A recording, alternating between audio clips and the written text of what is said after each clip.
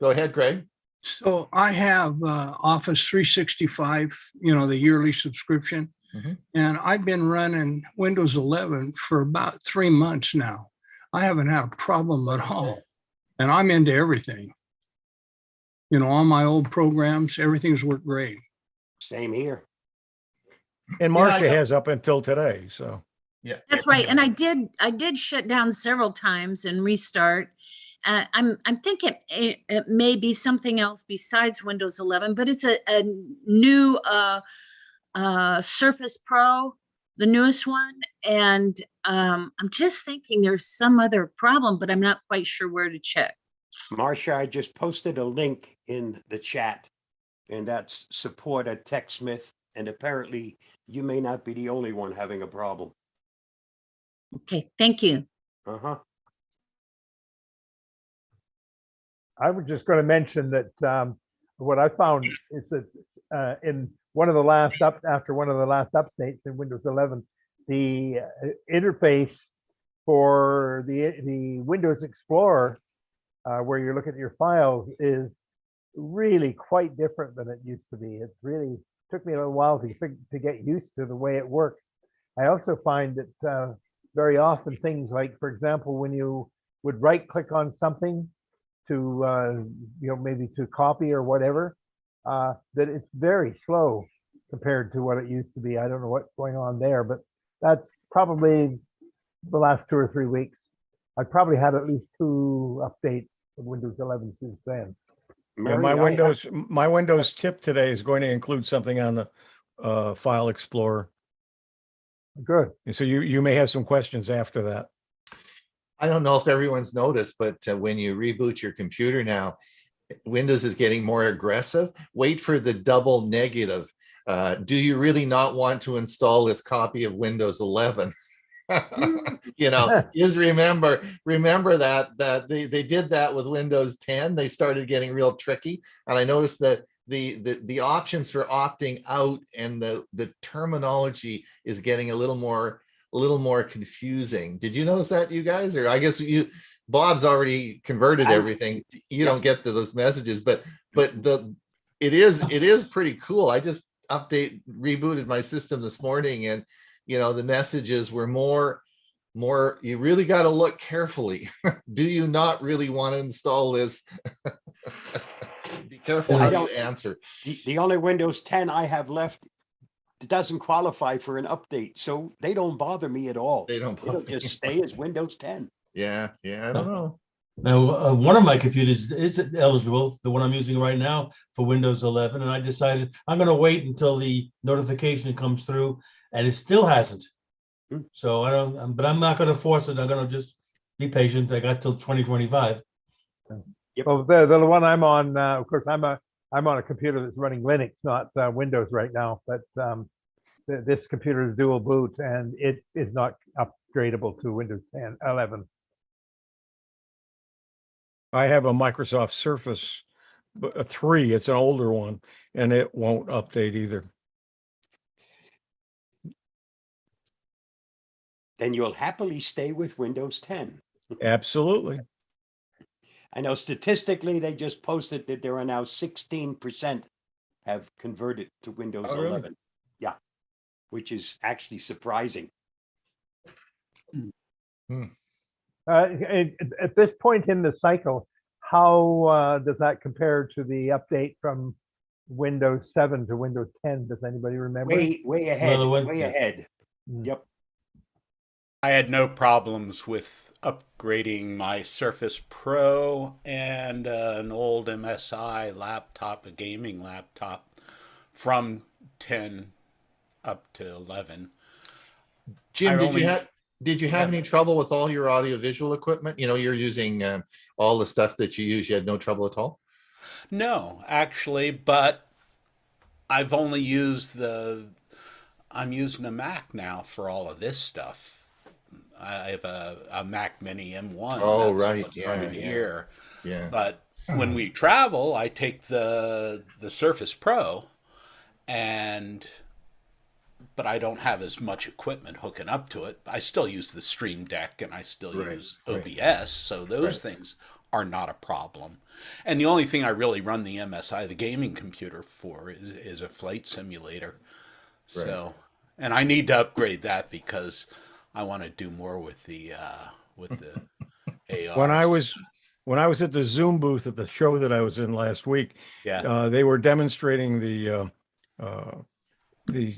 using Windows 11 using what parallels, but it's only available right now for big corporations and so on with enterprise. Eventually, it'll be available for the rest of us, but you do need 8 MB or 8 GB of memory because it divides it, and it gives 4 to the Google OS or the Chrome OS and 4 to Windows.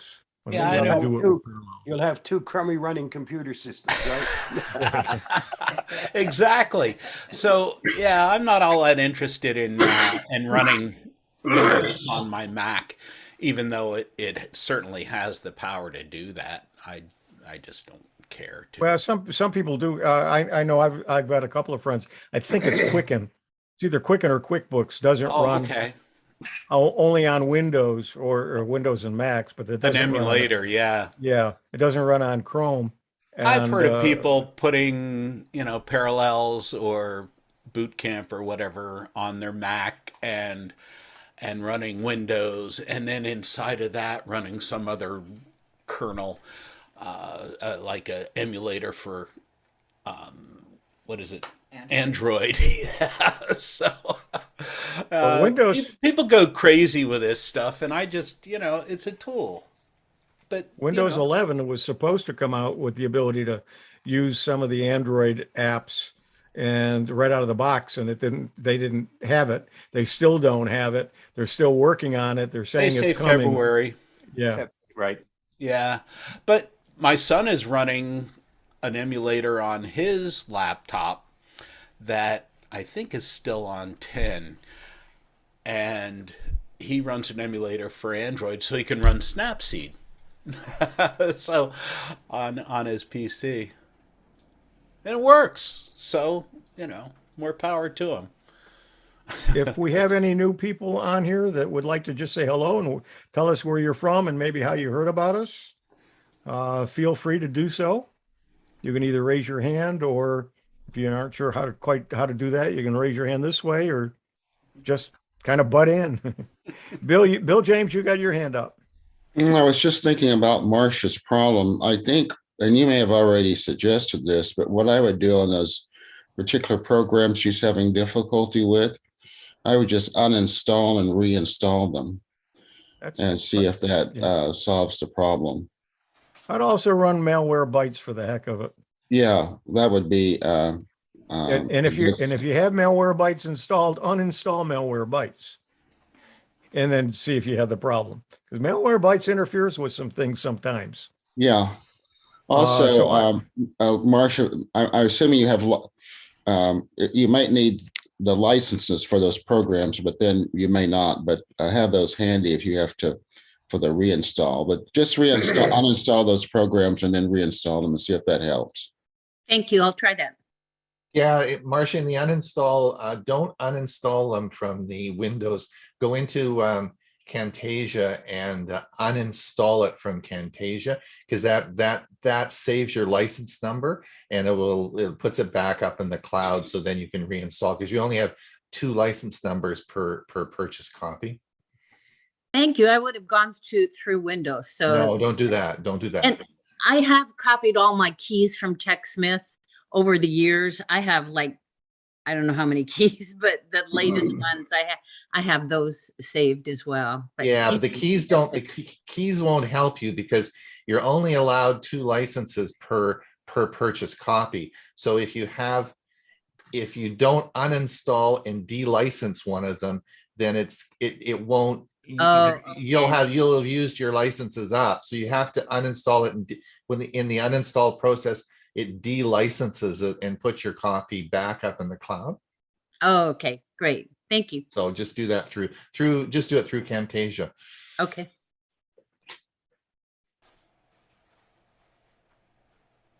I'm going to put in the chat again for those is the premiere video link today, so that you can, if anyone has any questions on where to find it, this is what we're talking about. And I'll mention that today in the, I'll go over what we're going to talk about, but that's the link. So some people have been having some trouble finding it.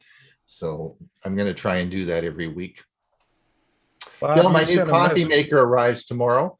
I'm going to do a video on your. You want to get in here? Yeah, I'm going to do a video on your tip. That's going to come, I think, next week. We'll see how the schedule is going, but I'm going to be making coffee all week. Fantastic. So, Bob G, you sent a message to somebody in the waiting room by phone. I don't think if they're by phone, I don't think they get the message. Well, I don't know who it is. Yeah. Someone tried to dial in? Yeah. No, they're calling in or they're trying to log in through their phone. Oh, really? But I don't know who it is, so I haven't let them in. Oh. I don't think they can do much damage because they're just will be on the phone, right? Yeah. I'll wait till the last end and then I'll let them in, and then I'll keep. I've never done that. Speaking of phones, I was late for a Zoom meeting that I was to start last week, and I actually started the meeting from my phone. And then when I got to the destination, I reclaimed host. It's pretty interesting. It worked. Did it work? Yep. Huh. Well, when I was in Orlando at the FETC conference, I had to start it from the press room, and from my Chromebook, and I wasn't sure if I was going to be able to be on long enough. So I started the meeting and then immediately made Ron the host, and it worked fine. Mm-hmm. Yeah, it did. It worked great. It was pretty easy. So I guess no matter, you could have even done it off your phone as a dial-in then, I guess what Bill was saying, and started it.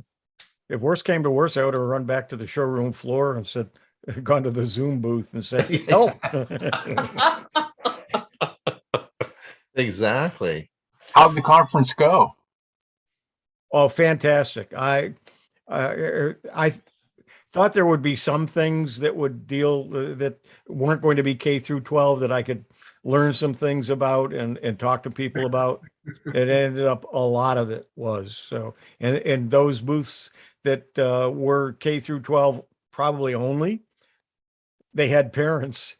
The people who were in the booths had parents that could use what we do. So I gave out a lot of cards, and hopefully there's some people on here today that hadn't heard about us before. So I see a lot of familiar names, but so I haven't seen too much in the way of somebody who's new, but please hit the chat box if you know how to do that, or just kind of speak up.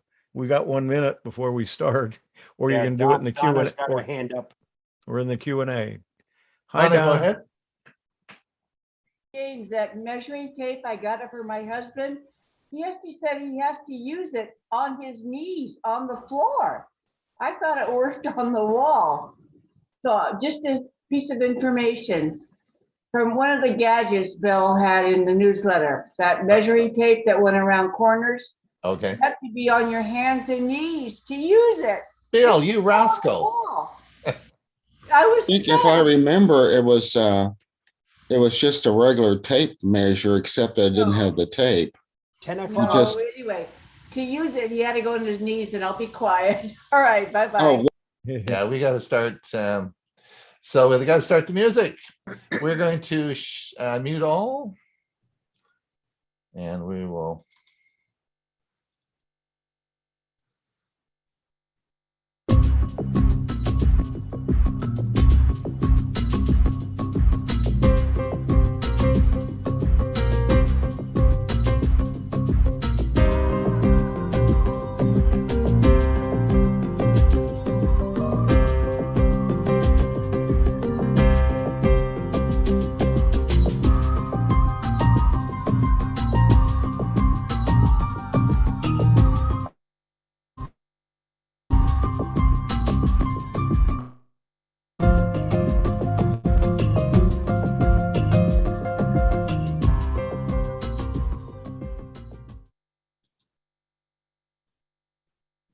Tech for Senior, episode 97. It's January 31st, soon to be February. Spring is coming. Wow, exciting times. Welcome everybody to Tech for Senior.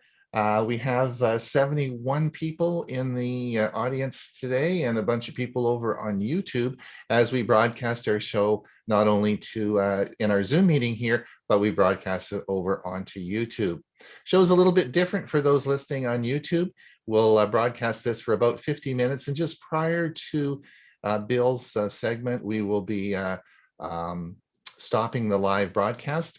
If you want to come back over and see us on our Zoom meeting, we have lots of space for you, and we're happy to have you back over here, and you can participate in the Q&A, which occurs from top of the hour down to about 20 minutes. Then we give you about a 10-minute break, and at half past the hour, we are going to have our premiere service today, and it's free. There's no charge. You can just pop over to YouTube. I put the link in the chat, so I'll do that again. If someone just reminds me before we finish the meeting, I'll put the link back in the chat again. You just click on that link and it will take you to the video.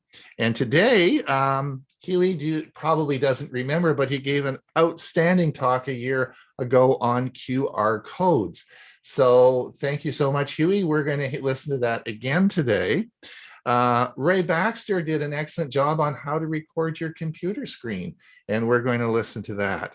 And I'm going to talk about installing apps on your Android phone. So, or apps on your on your Chromebook. So all that will be as a pre-recorded segment half past the hour, and I put the link in the chat for you. Just click on that, and that should take you there. So that's where we are today. And before I introduce everybody, we have a big show for you today. So I can't talk too long because we have lots of things happening.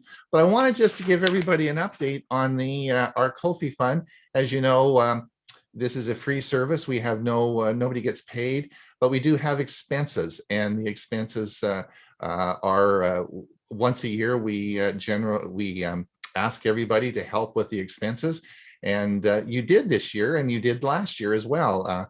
This last week when we announced it, we're about a third of the way. We got about $350 donated, and I just wanted to thank everybody that donated this week, and I want to just read their names. Now, if I don't get them completely right, I'm sorry, and the print's awful small on my printout here, but we'll go through these. Edie Richards, Ian Tallman, Byron Nate, Irving Gershowitz, USA Sexton,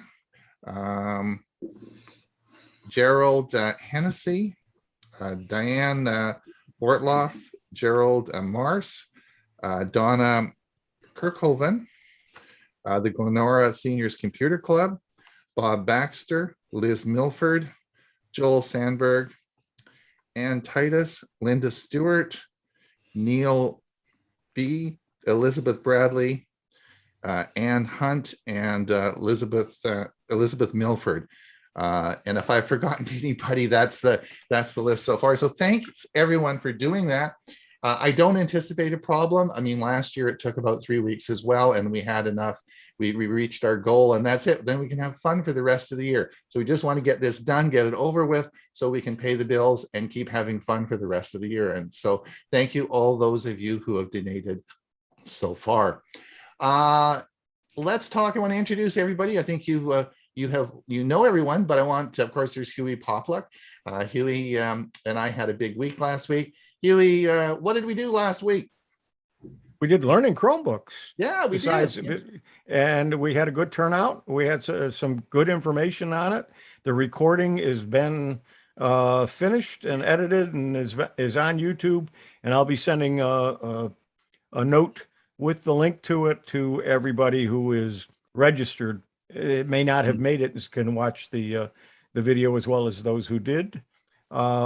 And as many of you know, I was at a conference last week, and boy, did I learn a lot of things that I need to know about. One is everybody who's in the younger set.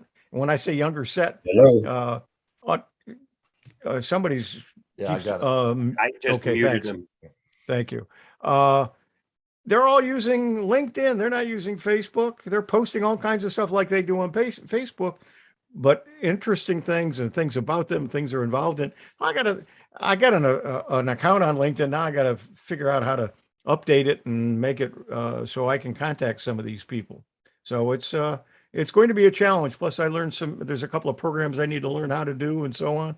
But got a lot out of it. I'm going to be passing some of it on today in my segment from one company, but I've got some interviews for the next few weeks. So it was a lot of fun, especially being around the younger people who are so enthusiastic and so energetic about all this technology and helping, especially a lot of them were teachers and administrators of school systems, just how they're into the technology is really fantastic.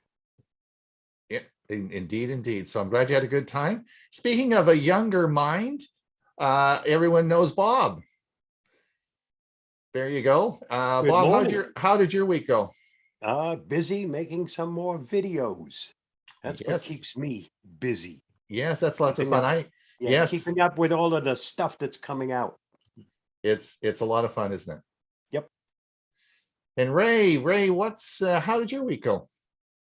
Very nice. We had unexpected company for a while, which is always nice. And I finally got all the movies on my Plex server. Oh, did you? And now Okay. I'm packing them away, but I have to have them organized in case I want to find it again. It's about 350 so far.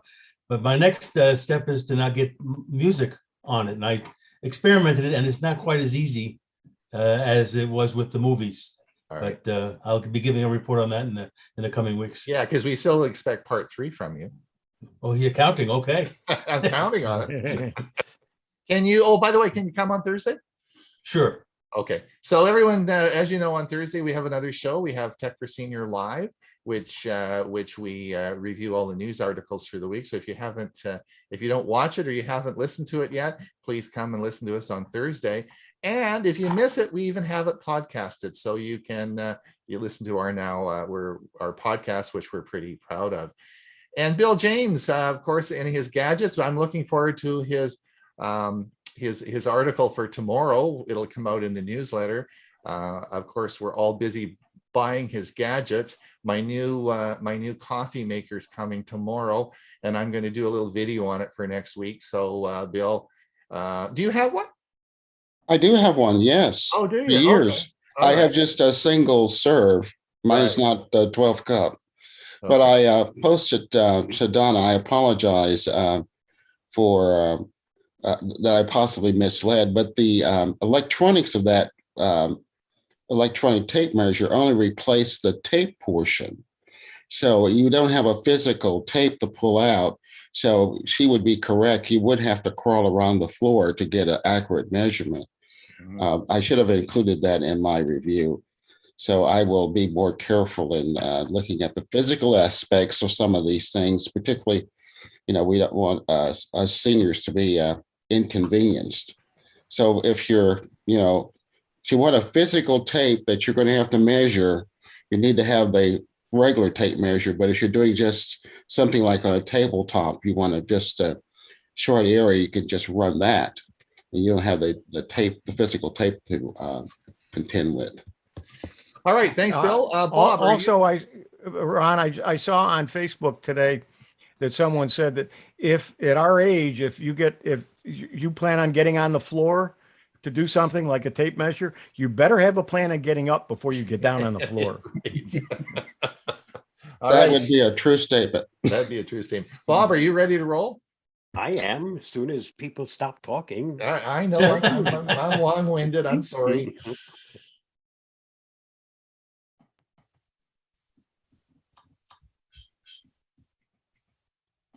Here is the Avast Security News Roundup for the week ending January 28th, 2022. Fitness trackers get more personalized. Wearable fitness trackers have widened their scope of health readings and seem to be heading in a direction where they can offer more personalized substantial health data to users. Along with measuring steps and heart rate, Fitness trackers today can measure blood oxygen saturation, sleep patterns, and even mental wellness. One Fitbit product measures changes in sweat to gauge how the body responds to stress. Apple is reportedly in the early stages developing Apple Watch tech that monitors blood sugar levels. According to CNET, the medical and tech communities seem to share a common goal in progressing wearables to help people take better care of themselves between doctor visits. But as wearables continue to store an increasing amount of our vital data, should users be worried about how much their fitness devices know about them? Avast security evangelist Louis Carones commented that the security on the trackers themselves is pretty solid. In terms of security, these devices are safe in general, at least when we talk about the main vendors, he said. They usually connect through Bluetooth, so it requires physical proximity to access them. We do, however, need to pay special attention to the devices we pair with them, like smartphones, as all our information will eventually be sent to those. Google replacing cookies with topics. Later this quarter, Google plans to test Topics, a new technology developed to replace third-party cookies and give the user more digital anonymity. The new protocol is aimed at making it difficult for bad actors to identify users across multiple sites by simply using the API. At the same time, the new API is meant to be understandable to users and transparent in its intention. Google's goal was to create an API that records less personally sensitive data than what is being recorded today. Google will test the new system with external parties before going wide. For more, see ZDNet or watch my video on this topic by following the link below. TrickBot gets harder to detect. The powerful malware known as TrickBot has become even more powerful according to researchers for IBM Trusteer, who have analyzed its most recent code injections. The malware's updates include a new server-side injection mechanism, encrypted communications with the command and control server, and anti-debugging feature, and new ways to obfuscate and hide the injected code. TrickBot persisted despite an attempted takedown by authorities in 2020. Some experts believe the latest improvements to the malware prime it for conducting online banking fraud, the original purpose of the malware when it was first created. For more, see Dark Reading. Flaws found in My 2022 Olympics app. The Citizen Lab has analyzed the My 2022 Olympics app, a required device download for anyone attending the Winter Games in Beijing, and found a simple but devastating flaw that can compromise privacy and put sensitive user data at risk. The app provides a wide range of functionality, from weather updates and chat features to government portals where one can submit health customs information and passport details. Citizen Lab believes the app security deficits violate both Google's unwanted software policy and Apple's App Store guidelines. For more on this, see Citizen Lab's full report. Dazzled Spy targets Mac users in Hong Kong. Researchers recently followed a malware campaign targeting Mac users in Hong Kong. The malware at play included a new bug nicknamed Dazzle Spy, which could collect information about the compromised system, enumerate files in certain folders, search for specific files, execute shell commands, exfiltrate files, write files to the disk, start a remote screen session, and more. While the attack on individuals has not been attributed to any known threat actor, Google researchers who studied the attack claimed it must have been run by a well-funded state-sponsored group. For more on this story, see Security Week. This week's must-read on the Avast blog.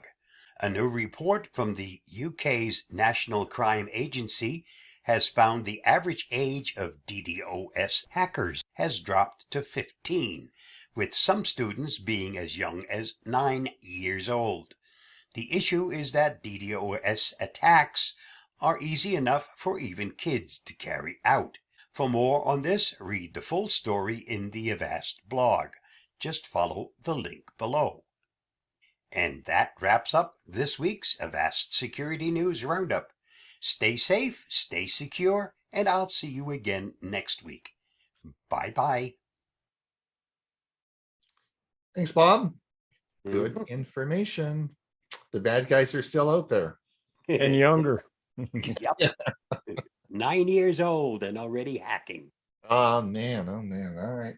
Let's see now. I don't think Dewey is here. He's probably over at the computer club, but he sent his segment in today. So I'm going to let's have a look and see what he has to say. Good morning, everyone. I'm Dewey, and my Tech Talk topic for today is Chevy Bolt demise and a 5G surprise. The future was looking up for the Chevy Bolt electric vehicle and electric utility vehicle when I last spoke about them in my Tech Talk in mid-December. For your information, the Chevy Bolt was introduced in the US and Canada in 2016. However, last August, General Motors issued a recall of the Chevy Bolt due to battery fires and ordered Bolt owners to park them a short distance away from the owner's home for safety reasons. More than 140,000 Chevy Bolts became part of this $1.9 billion recall, which was paid for by battery manufacturer LG Chem. Battery replacement typically takes 13 to 14 hours per vehicle, so you can see this is quite costly. Production of the Chevy Bolt was scheduled to restart this month, though it now appears that the days of the Chevy Bolt are numbered. CNET.com was among the many tech news services reporting this past week that General Motors let it be known that it now has plans to convert the present Chevy Bolt plant in Orion, Michigan, into their second electric pickup truck factory. After conversion, this plant will start assembly of the upcoming Chevy Silverado and GMC Sierra electric vehicles, which are a lot of people are really looking forward to those trucks.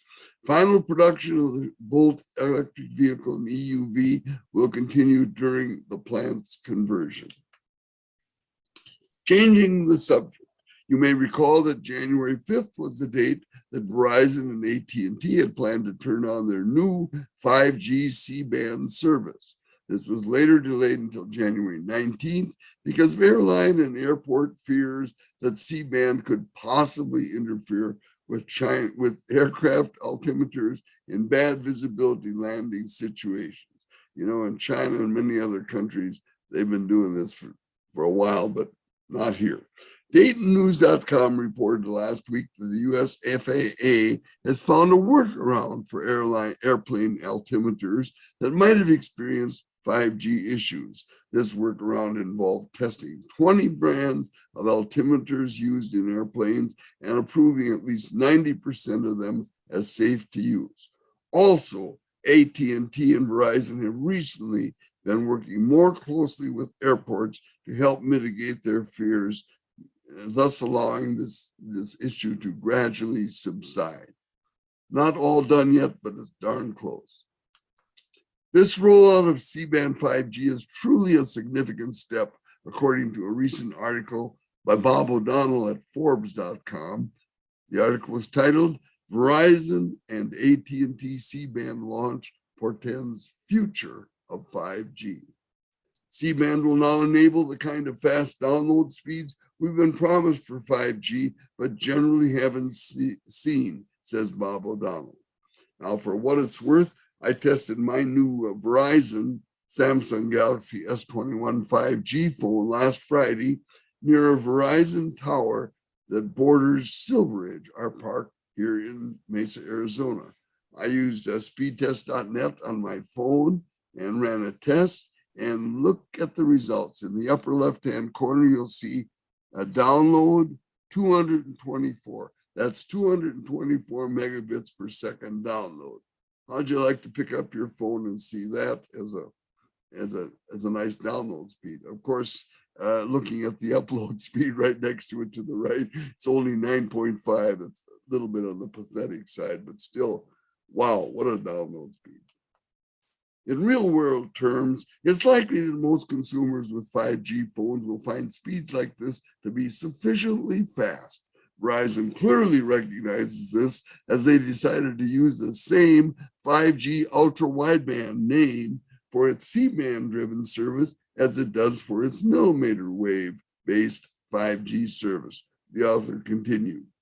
Technically, Verizon is using 60 megahertz of dedicated bandwidth from 3.70 to 3.76 gigahertz to enable its new mid-band 5G network. It also is using advanced signal modulation techniques to improve performance and promises peak download speeds of over 1 gigabit per second in some places and eventually, and average speeds now that typically run around the 100 to 200 megabits per second, as I showed you with my phone. As for AT&T, their new C-band 5G network is rolling out in only 8 larger US cities, mostly test sites, compared to Verizon's 46.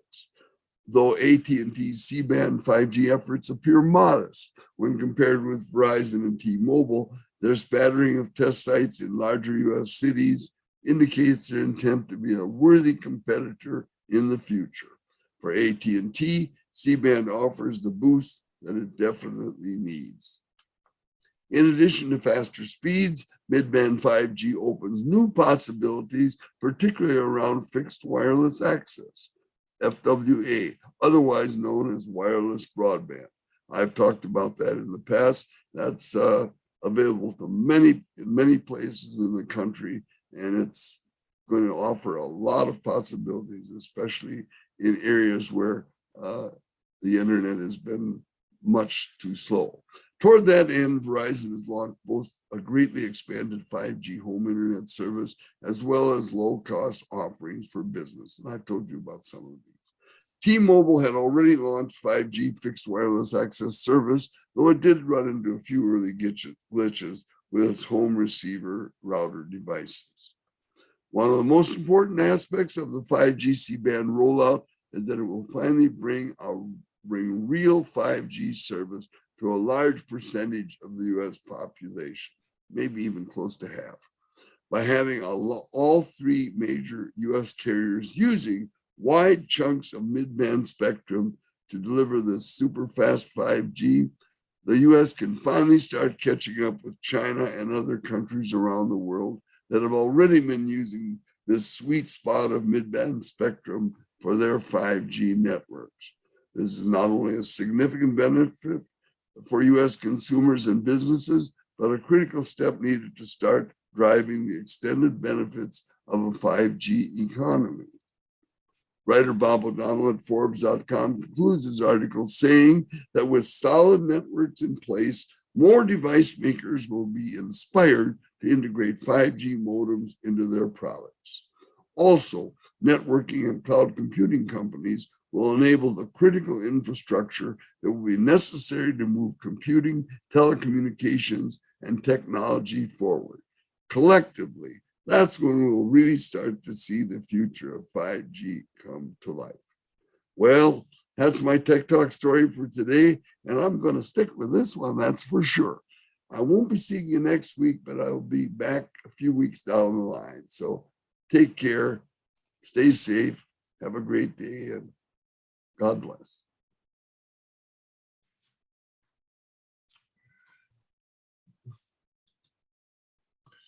All right. Well, thank you, Dewey. Dewey, of course, is probably at our computer club.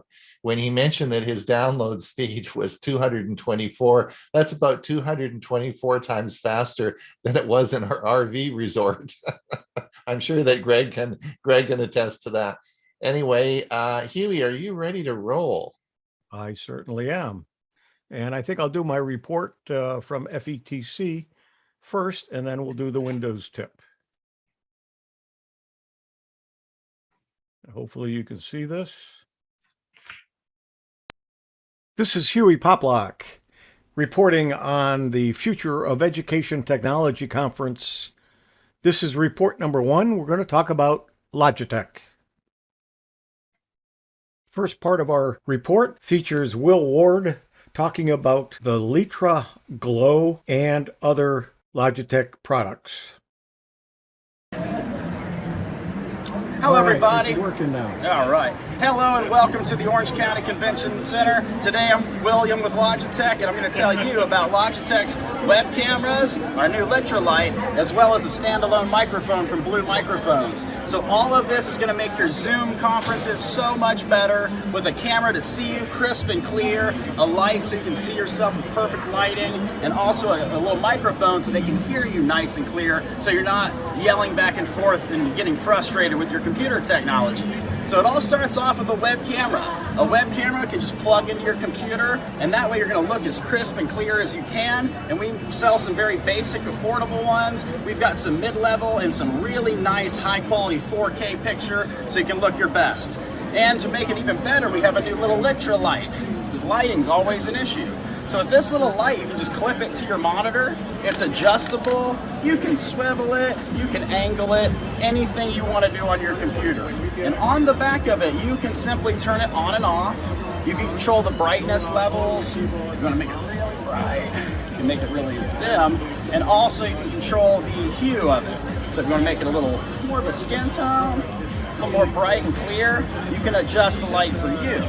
What's nice about this light is it will not blind you.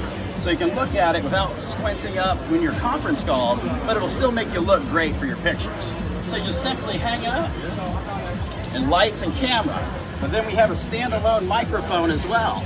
Just like your web camera and the light, you just plug it into your computer and turn it on. But with a microphone like this, with a much bigger coil, you're gonna sound a lot better than the little mics built into your computer devices already. So with a Blue microphone, a Logitech web camera, and the new Logitech Litra light, you are going to look and sound your best for all your conference calls with little hesitation, back and forth through Zoom and all of your favorite services. Thank you for checking out our web cameras. Thank you. Another Logitech product which was introduced at FETC is the Logitech Pen. It is a USI-enabled Chromebook stylus. It is only available for certain models of certain brands of Chromebooks, and is currently only available for the education market. This is the first of my reports from the FETC, the Future of Education Technology Conference. I'm Hewie Poplock. And while I'm getting ready for the next video, what I didn't realize until very recently, that the Blue Yeti microphone that I have, that I'm using, is now owned by Logitech. So they included that too. And that light is brand new, and I tried to get one to at least test, and they said they only had a very limited number of them. So if you try to order them, even though you're going to be able to order it, it's probably going to be back ordered for a while. So let's go on to my Windows tips for today. And we'll do this and this. I don't know if I have to full screen it on mine, but I will. Looks fine. Looks fine. Please like this video and subscribe to our channel. Microsoft File Explorer, copy or move. I'm Hewie Poplock. We're going to be talking about copying or moving a file from one folder to another today. Your computer is made up of brains and file cabinets. Your brains are the memory or the CPU. The file cabinet can be your hard drive, it can be thumb drives, it could be a memory card, it can be an SSD drive or solid state drive. All of those are file cabinets.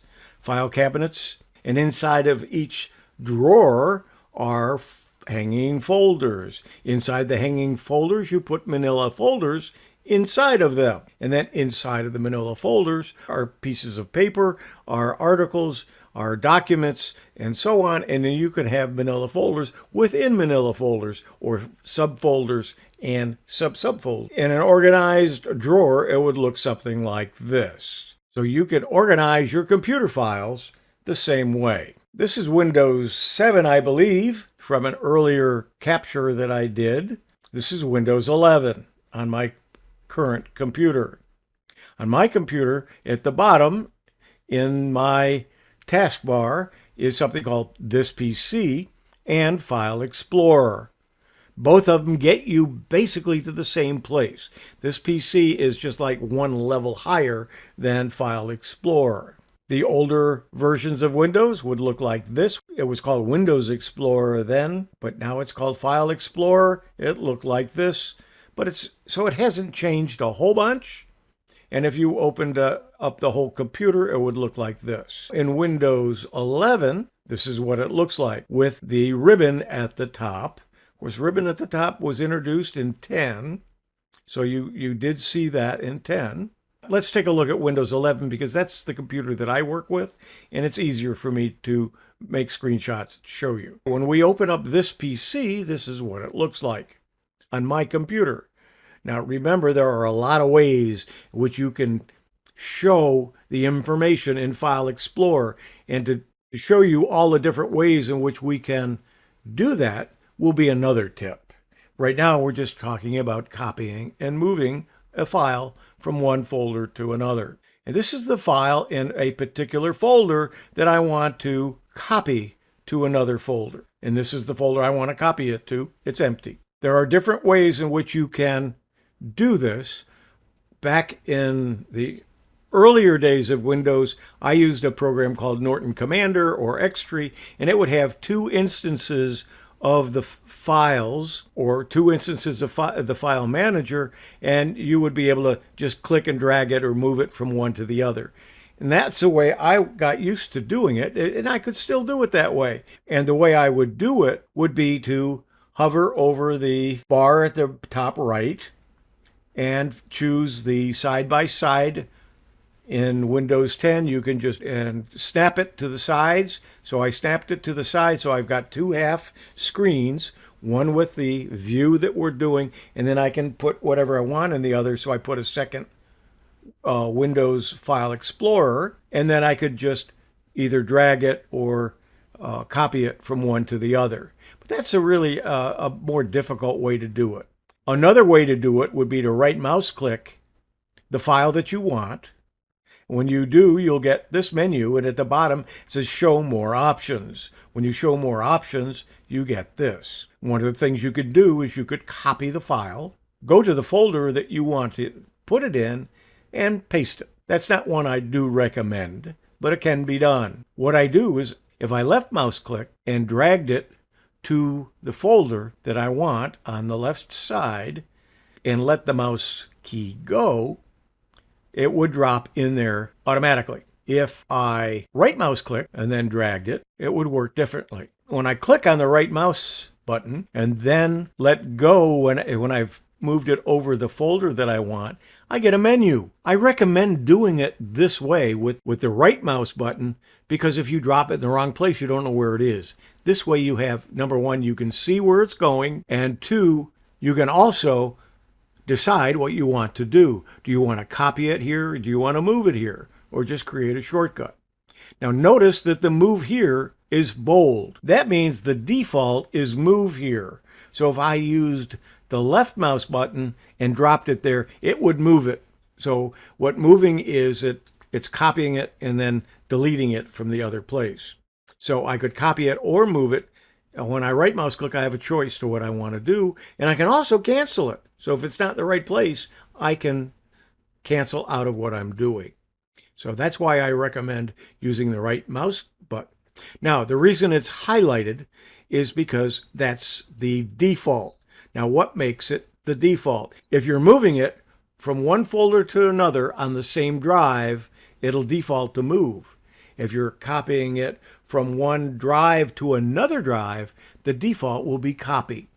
So when I move it, it is now in the new folder, which was empty. It's that easy. Microsoft File Explorer. Copy or move. I'm Hewie Poplock. And there we go. Thanks, Hewie. Hewie taught me that. I was so confused with that. Remember that? You showed me how to do that, and that I didn't understand that. So if you may want to replay this again and go back over it if it's a bit confusing, but it really works well.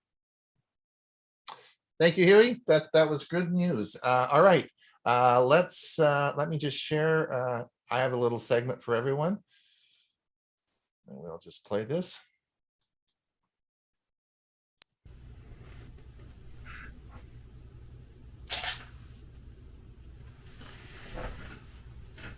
Which camera would give us the best picture on a Zoom call? My $1,000 Canon camera, my $300 Elgato webcam, or my $80 Logitech 920? Well, it's Ron Brown with Tech for Senior. This is part of a 3-part series I'm doing. The first was last week, so if you didn't see it, then you should go back and look at it. I talked about lighting and camera angles to improve your Zoom picture. This week we're going to talk about cameras like this, DSLRs, or digital single lens reflexes. If you have these sitting around your house, maybe you've had one for 10 years, you've got some lenses, let's hook it up to the computer and use it as a webcam. But why would you want to do that? Before we move on, I'd sure appreciate it if you would like and subscribe. Remember that? It really helps us make videos and continue on. So just hit the button and let's get on with it. All right. So let's talk about DSLRs, or digital single lens reflexes. Now, I just posed a question for you at the beginning of this video. I said, which of these cameras, was it this one, or my Elgato webcam, or my Logitech 920, what would give you the best picture on a Zoom call? And the answer to that question is they're all the same. You're going to say, what? Yes. I had a panel of experts. We all had a Zoom meeting. I put all these devices to the test, and these are experts, people working in the business, and they could not tell the difference.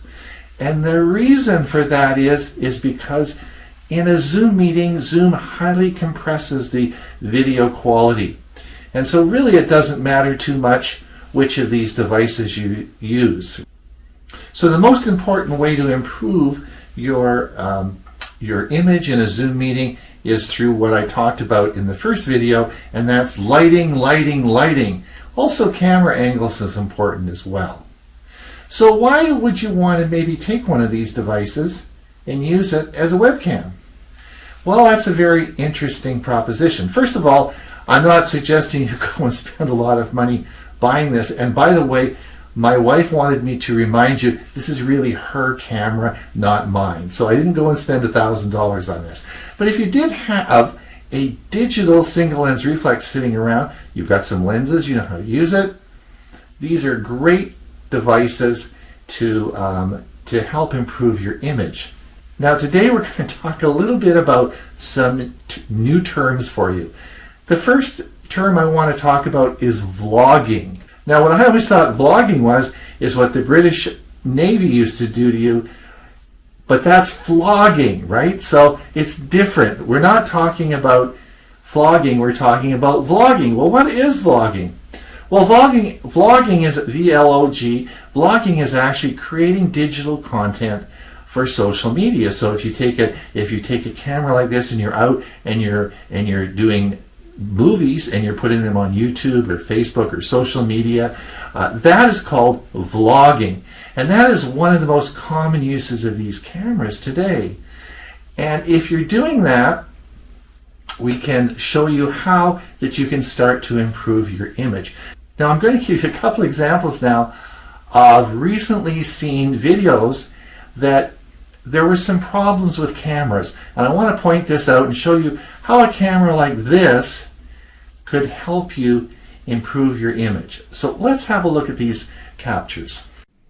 All right, this is a video comparing the Baratza Encore coffee grinder on the left with the Breville Smart Grinder on the right. This is a well done video. He did a good job preparing this and presenting his comparison.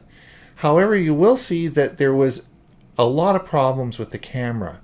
If you look at the image right now, you'll see that his face is reasonably in focus, But of course, the coffee grinder, particularly on the left, is completely out of focus.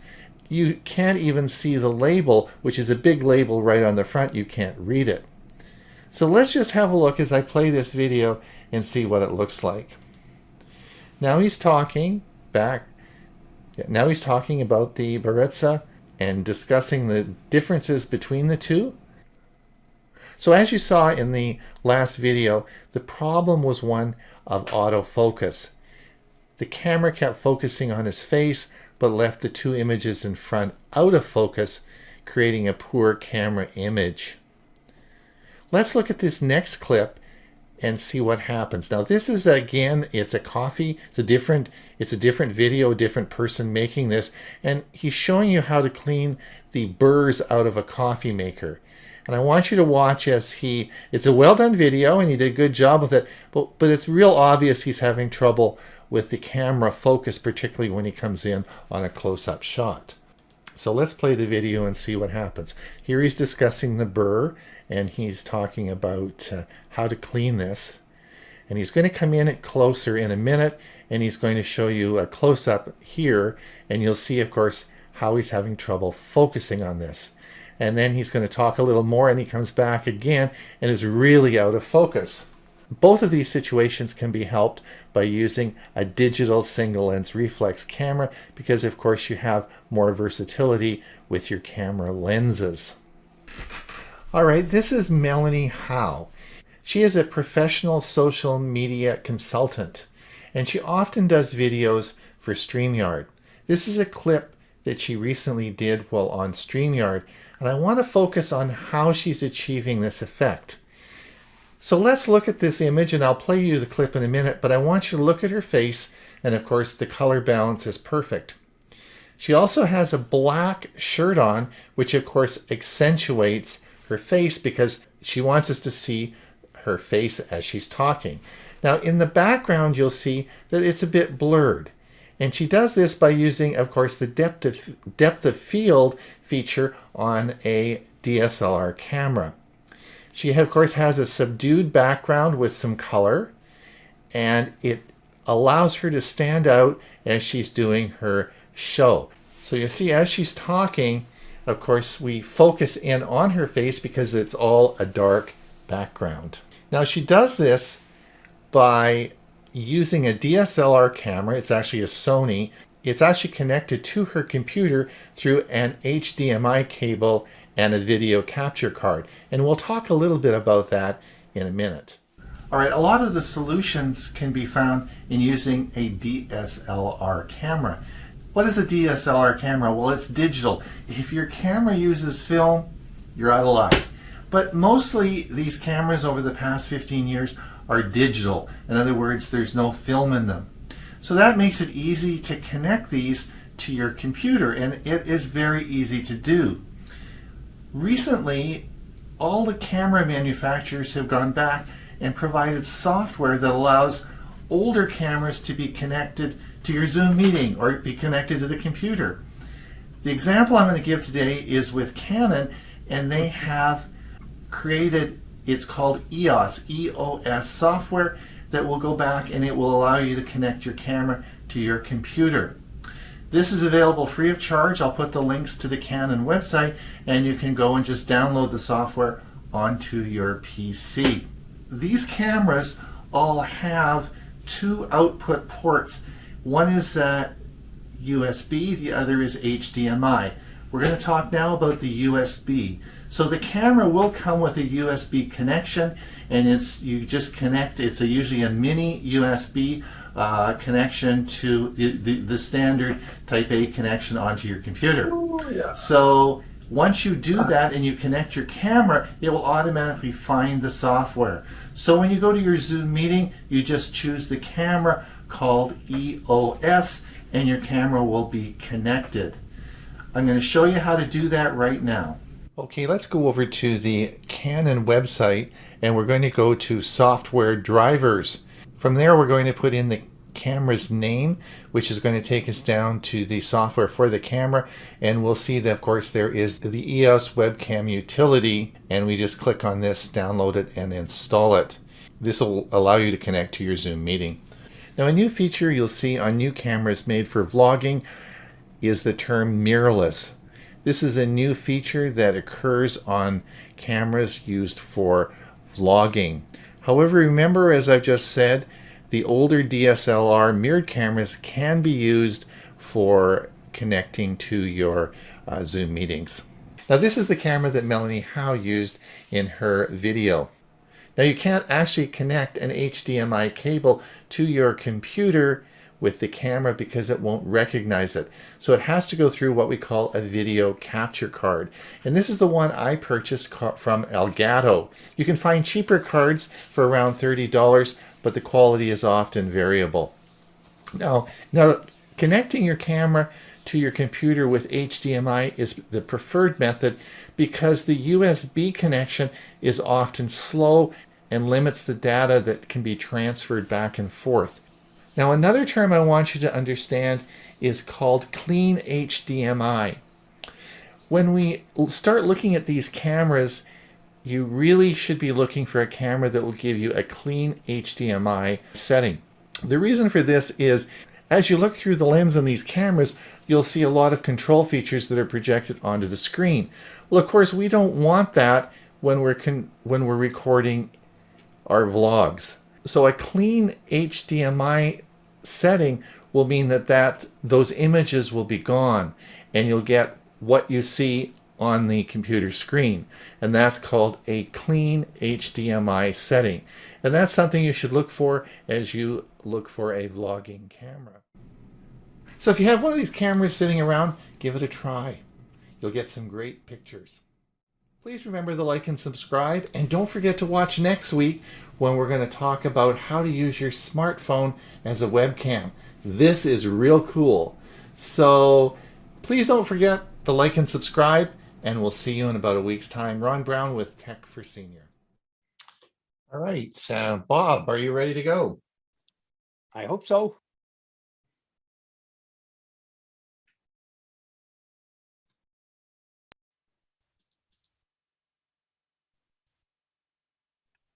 Stop hiding your Wi-Fi network. If you keep your Wi-Fi router's SSID hidden, it might make you feel safer, but it doesn't help with security and likely serves as an unnecessary inconvenience. And here's why. Hidden SSIDs can be found easily. Many Wi-Fi routers include an option to hide or make invisible their SSID, which is short for Service Set Identifier, which means the name of your Wi-Fi network won't show up when a device automatically scans for nearby access points to connect to. Routers perform this hiding trick by not including the SSID name in what are called beacon frames, which regularly transmit to announce the presence of a Wi-Fi access point. Unfortunately, it's trivial for a knowledgeable hacker, someone intent on breaking into your network, to discover your SSID anyway. The weakness comes when someone connects to your Wi-Fi network. During the negotiation process, the SSID name is broadcast unencrypted as part of the Wi-Fi specifications. Using a free network tool like Wireshark, hackers can monitor the traffic going to and from the Wi-Fi router to determine the SSID. So if you're using a hidden SSID to avoid hackers, it's giving you a false sense of security. There may be other, less serious reasons to hide your SSID. Maybe you'd like to keep a child off a certain network, for example, but you can't rely on that method to keep your network safe. When you set up a new device that uses Wi-Fi, it will often automatically scan for a new network to connect to. To do this, your router needs to be broadcasting its SSID. After selecting the network and entering the proper password on the device, you're connected in a jiffy. If the SSID is hidden, you're adding an extra step of inconvenience to your setup time. You'll need to manually enter the SSID name in advanced settings on the device to connect. For devices with limited interfaces, such as a Wi-Fi printer, this can be quite a hassle.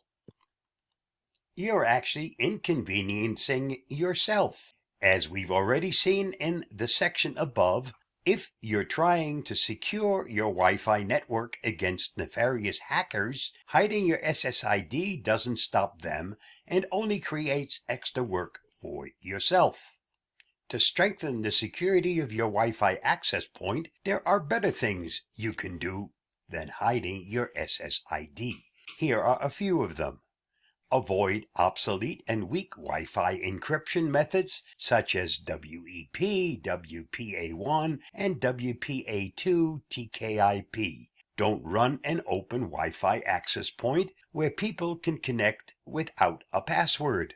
Turn off WPS, which is Wi-Fi Protected Setup. Disable Wi-Fi guest accounts, which can also introduce vulnerabilities. Use a strong modern Wi-Fi encryption method such as WPA2 personal or WPA3 if available. Choose a strong Wi-Fi password and don't share it with others. If someone asks for the password that you trust to connect, enter it into their device yourself. If your router doesn't support modern encryption methods, it's time to get a new router. If you follow this advice, your Wi-Fi network will be reasonably secure against all but the most extreme threats. And let's face it, if you're in the life or death state secrets category, you shouldn't rely on a consumer Wi-Fi router for security. So let those SSIDs fly free and don't worry if someone knows what your network name is. For more details, read the whole article on this topic at How to Geek. Just follow the link. Stay safe, stay secure, and I'll see you again soon. Bye-bye. Thanks, Bob. Good information. All right. Ray, just before you get going, I want to say goodbye to the our YouTube fans over there. If you want to pop over, what have we got? We've got 72. So we've got lots of room over here on our Zoom meeting. If you want to pop over and participate in the Q&A, we're happy to have you. Otherwise, we'll see you the same time, same place next week. Go ahead, Ray. I'm just going to stop the meeting. Stop we don't